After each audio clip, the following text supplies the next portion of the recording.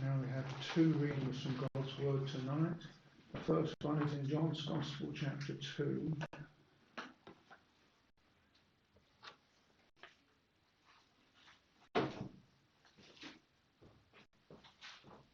And we're going to read at verse 13.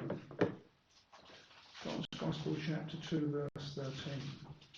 And the Jews' Passover was at hand, and Jesus went up to Jerusalem, and found in the temple those that sold oxen and sheep and doves, and the changers of money sitting.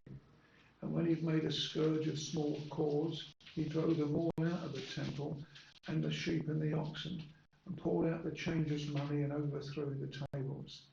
And said unto them that sold doves, Take these things hence, make not my Father's house an house of merchandise. And his disciples remembered that it was written, The zeal of thine house has eaten me up. And then in the Acts of the Apostles, in chapter 24,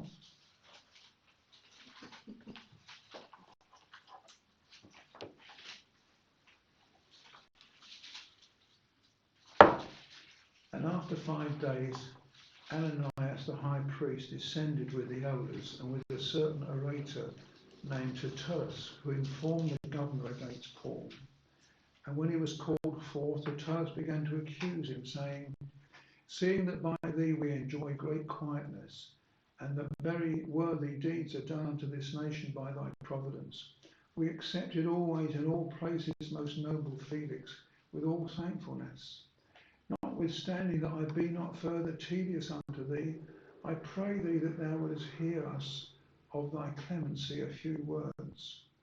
For we have found this man a pestilent fellow, and a mover of sedition among the Jews throughout the world, and a ringleader of the sect of the Nazarenes, who also hath gone about to profane the temple, whom we took and would have judged according to our law. But the chief captain Lysias came upon us, and with great violence took him away out of our hands, commanding his accusers to come unto thee, by examining of whom thyself mayest take knowledge of all these things whereof we accuse him. And the Jews also assented, saying that these things were so. Amen. We trust that God is going to bless us tonight through his word.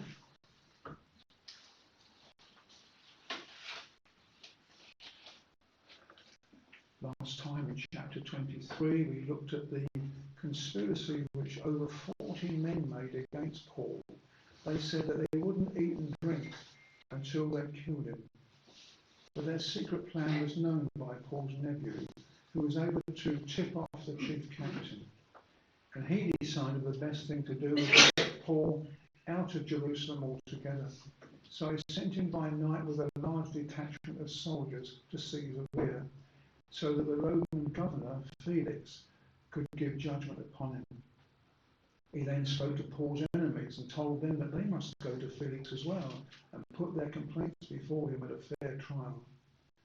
The chief priests and the elders had gone along with the conspirators and probably felt cheated the next day when they came to ask that Paul might be brought to them for further questioning, and then found out that Paul had gone.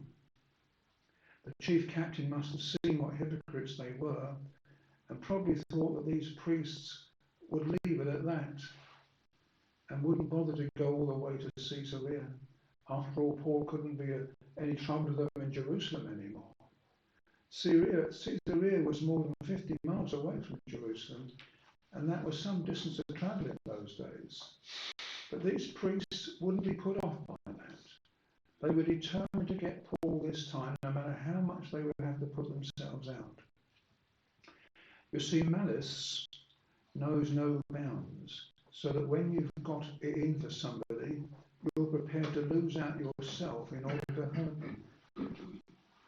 It's what we call cutting your nose off to spite your face. We've already seen that, haven't we, with those 40 men who were prepared to lose out and go without food.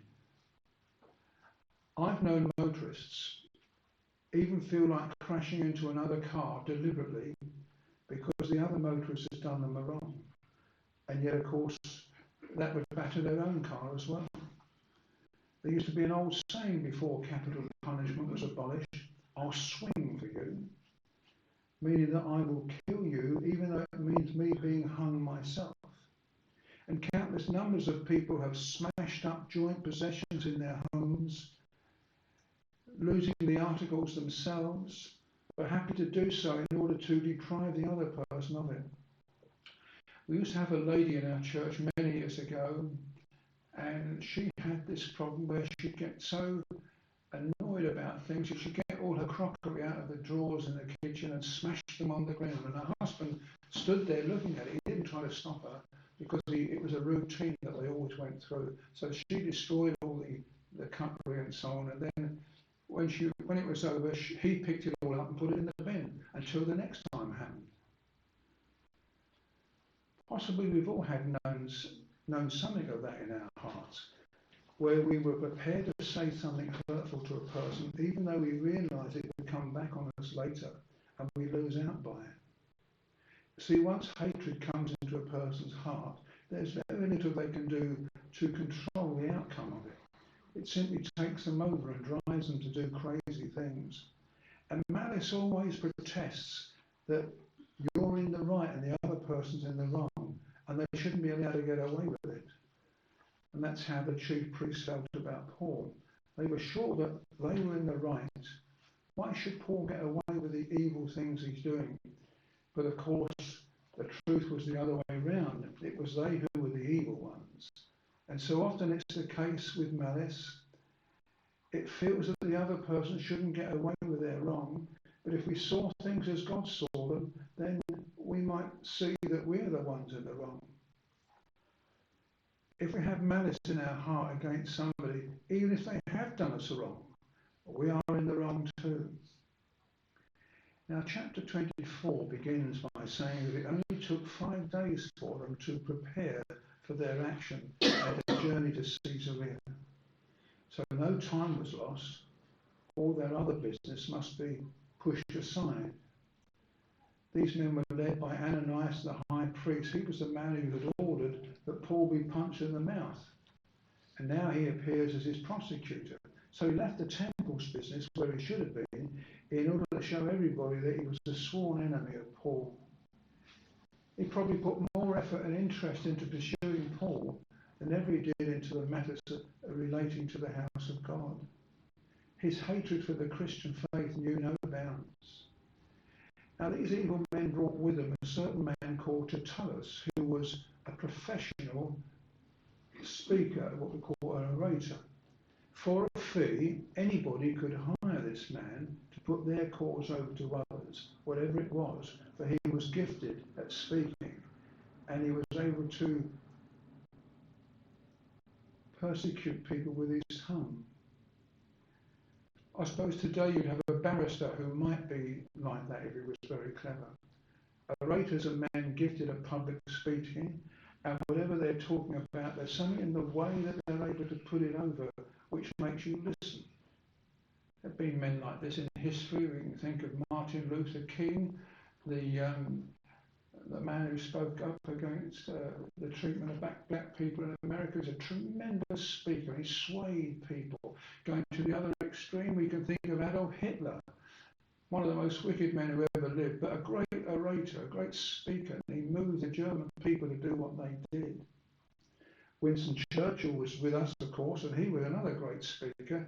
He encouraged people by what he said. Probably best of all was Abraham Lincoln, who freed the slaves many years ago. He was a tremendous speaker. Tertullus was not only an orator, he was a Roman. We can see that by his name. And so he's just the sort of chap to speak before Felix. He would know what to say in order to convince the governor that the Jews were right and that Paul should be put to death. The money for the orator's fee would no doubt have come out of the temple's treasury, even though what Tertullus was to say was merely a mixture of flattery and lies. He called evil good and good evil. Verse 2 says that Paul was brought before Felix, and then Tertullus stands up and begins to accuse him. Now he begins not by stating the facts, but by flattering the judge. He wants to get on the right side of Felix, and so he says nice things about him. He was toadying to the one in authority. As we might call it today, he was a crawler. To start with, he says, we've enjoyed great quietness in our land because of you. You're such a wonderful man. You're a real blessing to the people who are under you. And yet, in reality, nothing could be further from the truth, as we saw last week. The historians tell us that Felix was an evil man who allowed great wickedness to go unpunished. He was a covetous man, he was a cruel man, he was an immoral man. In fact, he even hired assassins to bump off those people he didn't like or who caused him any trouble. And yet, to tell us in the name of the Jewish leaders, applauds this evil man as a great benefactor. He says, very worthy deeds are done to this nation by your providence. You are our great protector, you're our great benefactor. You're so wise and so clever and so considerate, and you've got our nation at heart. Your deeds and actions are very worthy. We don't deserve somebody as kind as you to look after us. Well, what a load of rubbish that was. What a pack of lies. And yet so often this is the experience that most men and women in high places get. It's flattery. You see, people don't realise what a blessing it is to have those around them who will tell them the truth about themselves. But the higher you go up regarding a worldly position, the less the blessing will be given to you. The less people will be honest with you regarding what they think about you and what they think about your character. And the more you can be deluded by their lies. It's rather like the boss, isn't it? People speak nicely to their boss, but he thinks, well, how many of them really mean it? There's little doubt, there's little hope for a person who's surrounded by people telling them that they've got no faults. Don't we see that with spoilt children? When their parents can't see that they do anything wrong, and they're always being told how good they are, what a good boy you are, what a good girl you are. And there's been many a churchgoer who stopped coming to church or changed their church because they were being told the truth about themselves and their sin. They didn't want that. By leaving their church and spending their time with the ungodly, they can pretend that there's nothing wrong with them. Now, saying nice things about somebody in order to encourage them and to cheer them up, that's often a good thing to do. But sometimes, like with Tertullus here, people will say nice things to others to try and get things off them. And that's a sin. In verse 3, Tertullus calls Felix most noble. Felix, you're not only noble, you're most noble. You're definitely a cut above anybody else. Even those other people who are noble, you're better than them because you're most noble. What slop. He also says, Felix, we will never forget your kindness. Wherever we go, we see your kindness on every hand. And we're always thankful. And we're always ready to show people how good you've been to us. Again, it was a lie. These Jews wanted to be rid of the Romans. The Romans had conquered them, gave them a tough time, and they hated them intensely. It'd be rather like today, people in Afghanistan saying, thank you, Taliban, for coming to help us. We really appreciate all you do for us, and we hope things go well for you. It's all a pack of lies. Of course, we should point out here that we should be thankful when we do benefit from those in authority. We should be grateful to those individual leaders of our own nation, both past and present, who have under God brought benefits to our land, and there are a few of them. In verse 4, Tertullus continues his crawling. He says, look, I don't want to be further tedious to you, Felix. So if you'd be good enough to listen to us and listen to me speaking, I will carry on with what our request is in a few words. I could carry on saying other things, other nice things about you, Felix, but you'd probably find that tedious. You're not the sort of man who likes to hear that sort of thing. Of course, the truth was he was that sort of man. He loved people saying nice things about him. He didn't find it the slightest bit tedious listening to people saying how wonderful he was. But Tertius, being a professional public speaker, was earning his money well here, for he knew that if you can suggest to people that they're humble, that will make them proud. And if you compliment people, then they can become putty in your hand. The devil is so clever that he can make people feel proud about their being so humble, like the Holy Spirit can humble a person by showing them their pride. Tertullus also knew from his vast experience that you can get round people by telling them how important they are, and by suggesting that they are too busy for the likes of ordinary people. Look, says Tertullus, I know how busy you are. You're a great man, and I won't take up any more of your time. I'll condense things down to just a few words. After all, a wonderful person like you is no doubt quickly bored by ordinary people like me. Could you speak and listen regarding your clemency? It's a strange word, isn't it? It means to listen in a merciful way, to accept the fact that people are not on your wavelength, but you're still trying to be nice to them. So Tertullus was a creep, but you've got to admit that he was very clever. There's nothing like flattery for getting people on your side. And Tertullus knew this well. So may the Lord deliver us from those two evils. One, from flattering people so as to get their support. And two, from the love of such flattery when it's given to us. Let us realise the blessing of knowing the real truth about ourselves, including our failings and limitations. It's that famous case in British history, isn't it, about Oliver Cromwell? What a great man he was, but he was nothing to look at, and his face was covered with cuts and bruises and warts and so on. And they commissioned a man to paint him, to paint a picture of him. And the man said, shall I leave out all the warts and the cuts? He said, no, paint me warts and all. He wanted everybody to know what he was really like. Something been said about our Queen, that she's always surrounded herself with corgi dogs. And it's because the dogs don't know she's the Queen, you see. All the people around her know she's the Queen, and they all bow and scrape her and say nice things about her and show her affection. But she doesn't know whether that's genuine or not. But with the dogs, if they show her affection, she knows that's genuine because they don't realise that she's the Queen. At last, Tertullus gets down to the matter in question in verse 5, that of accusing Paul.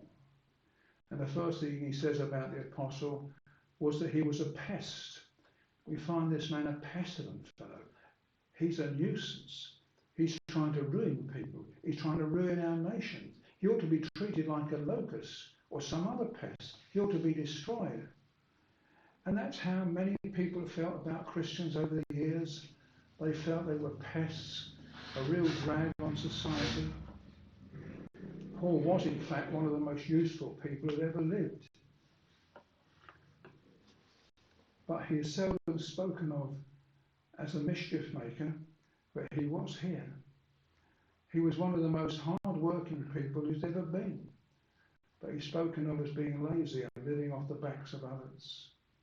Pests often spread infections and diseases. And likewise, the Jews were saying that Paul was poisoning people with his gospel. Just how wrong you can be.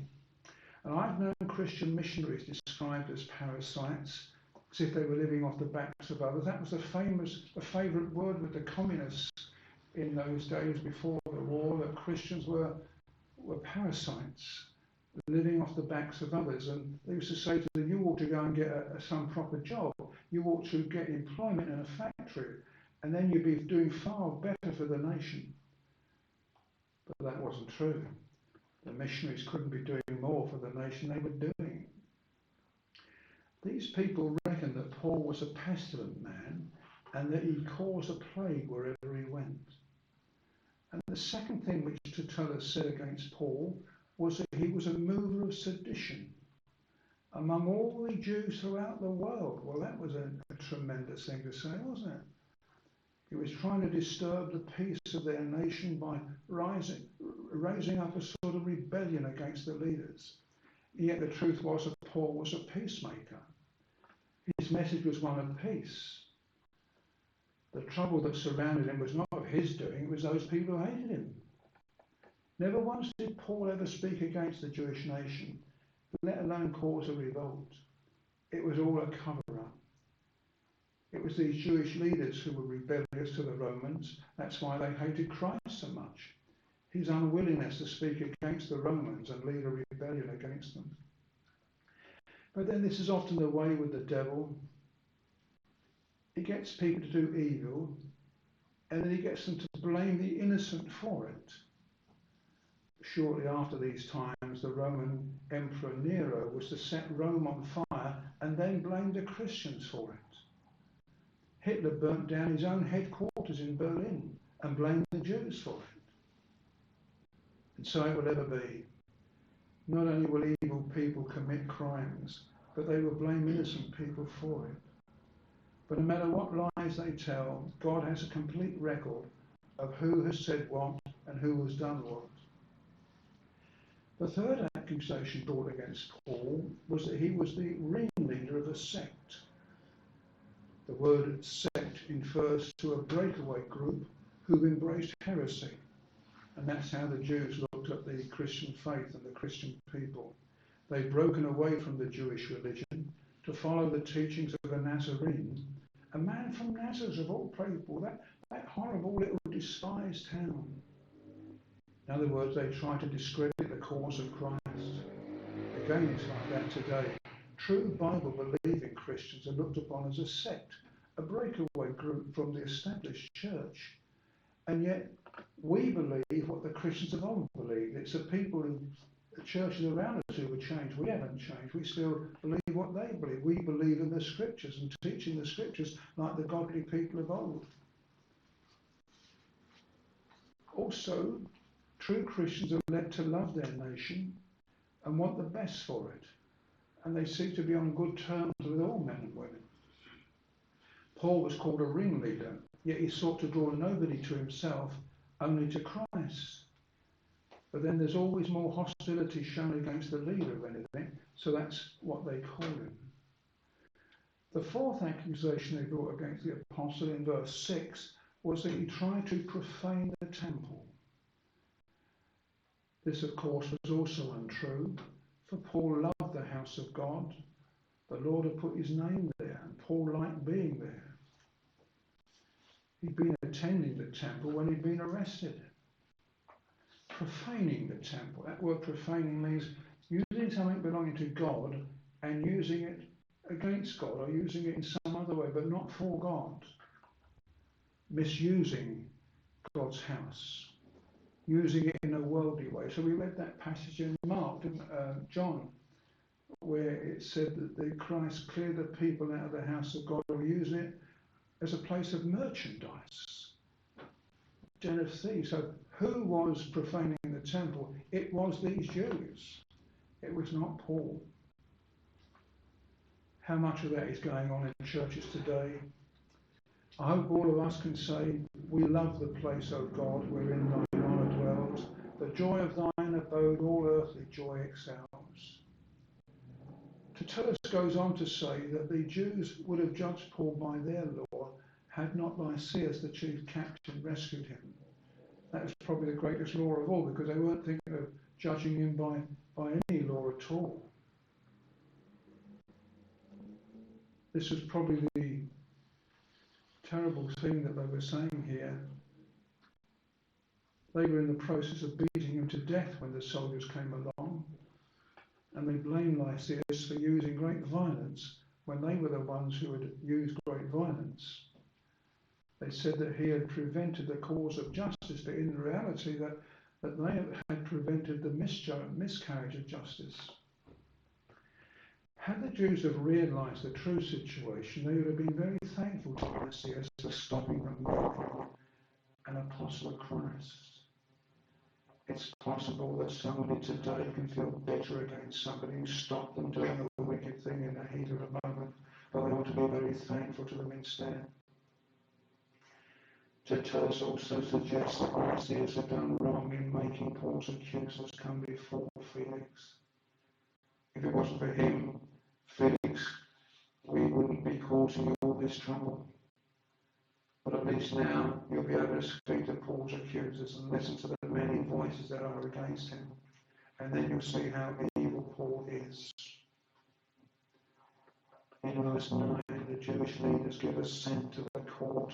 They agreed with what Tertullus had said. He was their spokesman, and he put their case very well.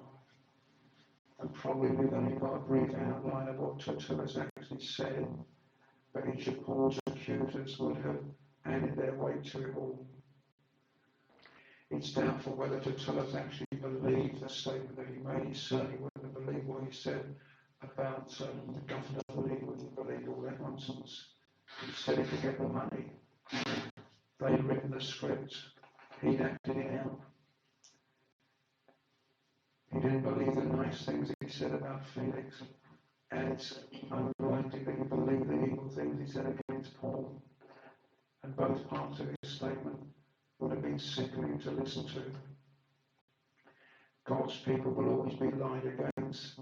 It was so in the Old Testament days when the Lord's prophets were looked upon as troublers of Israel, when in fact they were a tremendous blessing to the land and often acted as salt to prevent the nation from going completely rotten. And it will be so today, we know that, don't we? People tell lies against Christians and flatter those who oppose Christians. And sometimes the ungodly use very clever people to attack the Christian church. But just like the Lord brought Paul through those things, so he will bring us through such things. Next time, God willing, we shall look at Paul's response to these charges. But let us see from this evening's passage that active Christians must expect to face injustice from the world. Not appreciation. But remember that God was using all this to move the apostle to Rome. That was what was behind it. And so God was bringing good out of it all, enabling him to write the New Testament epistles in prison in Rome. So this injustice which he received fell out to the blessing of countless thousands of Christians all the way down through the centuries, including ourselves. Paul later said, our light affliction, which is but for a moment, worketh for us a far more exceeding and eternal weight of glory. Or that we have that same faith, when we have to face that which seems unjust. May God help us to stand up for the truth, whatever the opposition.